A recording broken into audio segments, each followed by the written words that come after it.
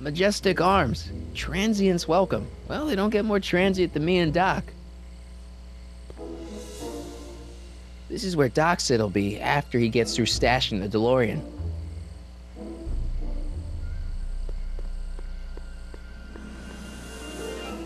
O'Malley and Sons. No time for a haircut now, even if they were open. Besides, they'd probably cut it too short.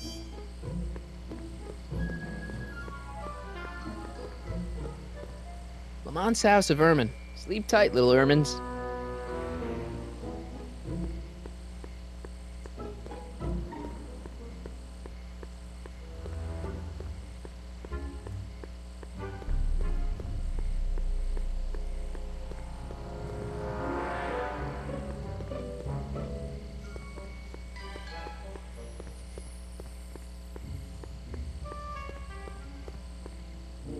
Pardon me, sir.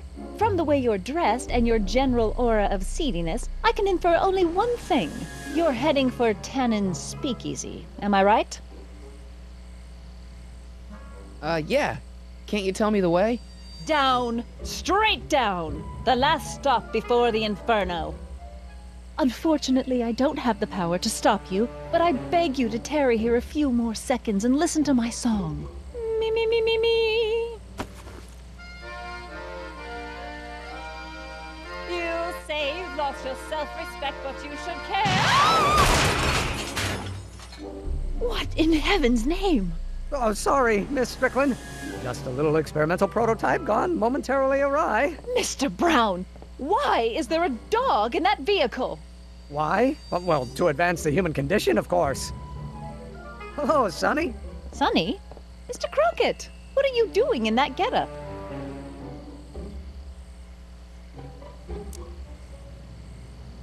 I'm going undercover. How exciting! You'll have to give me an exclusive sometime. Right now, I've got some souls to save. And you'll have to get an eyeful of my newest experiment. You're not angry about the rocket drill? Oh, water over the bridge. I've moved on to bigger and better things. Come by the gazebo when you get a chance. I'll be setting up. You won't believe what Einie and I have been up to. Famous last words. All right. Now where's that speakeasy? Sonny, you're just in time. How have you been, Emmett? I know I haven't seen you in a couple of months. I'm great, and I owe it all to you. Really? Yes, that argument I had with my father during our jet drill experiment gave me the incentive to finally quit that dreary court job. I've committed myself full-time to a life of science. So, thanks for watching Einstein while I've been away. It's been a pleasure. He's proven to be a surprisingly willing test subject. It's almost as if he's been working with me for years. More like decades. What's the story with the little car and all this equipment? Einstein and I are conducting a few experiments with this 1/4 scale model to work out a few hitches in my planned demonstration at the Hill Valley Expo in a couple of months. A radio-controlled car? No. Well, yes, but there'll be so much more than that. It will amaze the world. Aha! Got it! Got what? I'll show you. Ready to go, Einstein?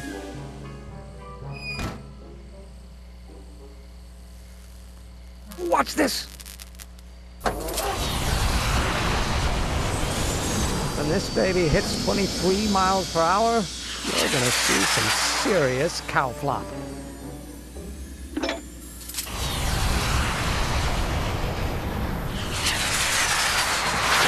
Einstein! Oh! Get him out of there! Not to worry. I've got a fail-safe eject mechanism around here someplace.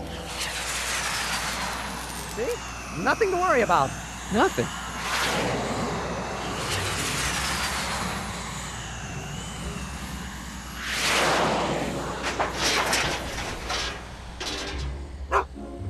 I'll go see if I can find something to help.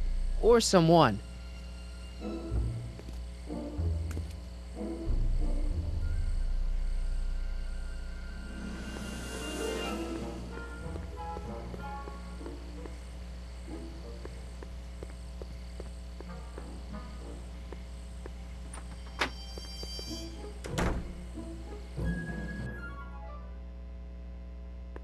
Hey, Doc. How's the room? It's a little cleaner than I would have imagined for a Depression-era flophouse. How are your investigations going? I haven't really made any progress with Trixie yet. Well, get out there and make some. If she doesn't blow the whistle on Kid tonight, he may never be brought to justice. Why didn't you tell me I'd run into your younger self tonight? Because I don't remember being out here tonight. Clearly, your interactions with my younger self 2 months ago have slightly altered my personal timeline. I never have the nerve to perform public experiments like he's doing. No matter. Those experiments will be forgotten once I've seen Frankenstein. Frankenstein? Yes. Right now, my younger self is fiddling around down there with rocket propulsion systems for his demonstration at the Expo. The thing that'll kick off your scientific career. Exactly. Now, the rockets are a horrible idea, and I'll soon realize that they'll never work. But eventually, I'll wander into that movie theater and see Frankenstein and clear my mind. I've kept the ticket stub from that movie in my wallet ever since. See? Why? Because it's during this movie that I'll have the inspiration for my breakthrough at the Expo. It doesn't have anything to do with reanimating the dead, does it? Not the way you're thinking, no. But during that famous scene when Colin Clive turned the wheel that raised that shrouded figure into the tower, and that bolt of lightning struck, well, let's just say more than one brain was reanimated that night. Where'd you park the DeLorean? I hid it in the DeSoto lot. Nobody's buying cars these days, so it should be safe in there. Why are Tannins always such jerks, anyway? It's hard to say. Rogue Neanderthal genes in their DNA, perhaps.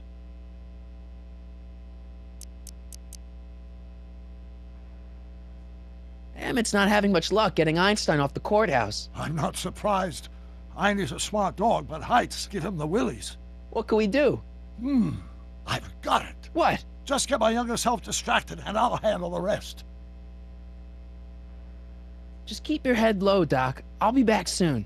I'll keep an eye out for your grandfather.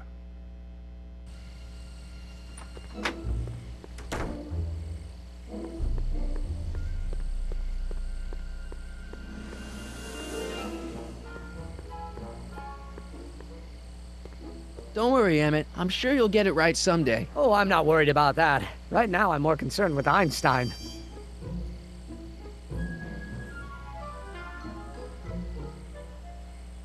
Why don't you take a break from Einstein Patrol for a minute? Maybe go see a movie or something. Thanks for the offer, Sonny. But once Emmett Lathrop Brown sets his mind on a task, nothing can distract him from his purpose. And right now, that purpose is rescuing your dog.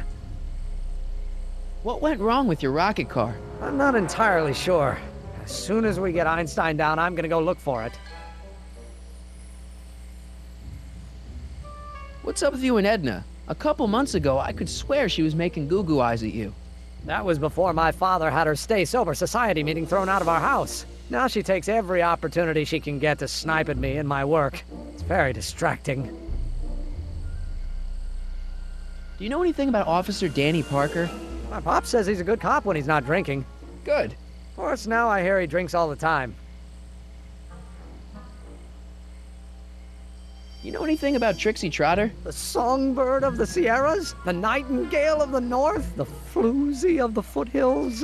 Never heard of her. And I've definitely never snuck into Tannen's speakeasy to listen to her.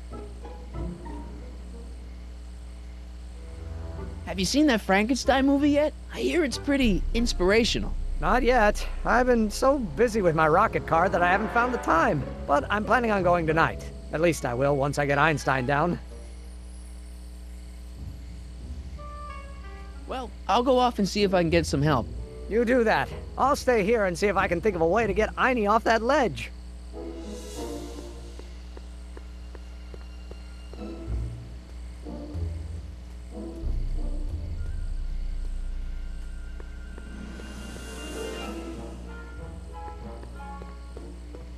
Hey, Edna. Mr. Crockett, what can I do for you?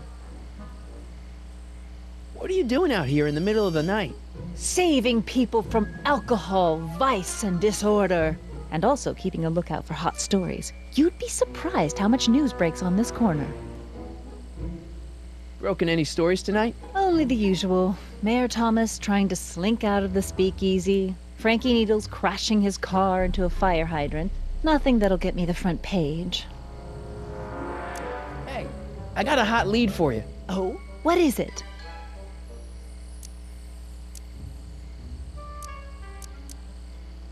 Young scientist strands dog on courthouse roof. What? Look over there. Oh, for goodness sake. Mr. Brown! Please, Miss Strickland, not now. Can't you see I've got a rather delicate situation on my hands at the moment? My trial run... Trial run? Public hazard, I call it. And I'm sure my editor will agree. This scientific enterprise of yours represents a clear and present danger to public You know safety. what represents a clear and present danger to public safety? Your singing voice. There's no need to get personal, Mr. Brown. Believe me, I have no intention of getting personal with you. I'm relieved to hear it.